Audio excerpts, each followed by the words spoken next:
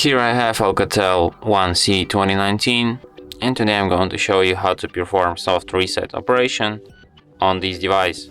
So to do this, all you need to do is just hold down power key and volume down at the same time for about 5 seconds or something like that, maybe 7. And after that your device will be forcefully restarted, and that's how it's done.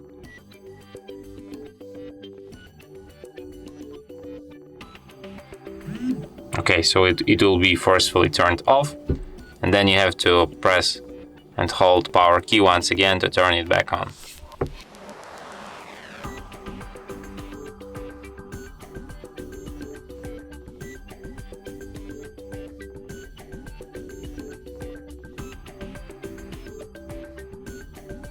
And that's it. Thanks for watching. If you find this tutorial useful, don't forget to hit that like button and subscribe to our channel.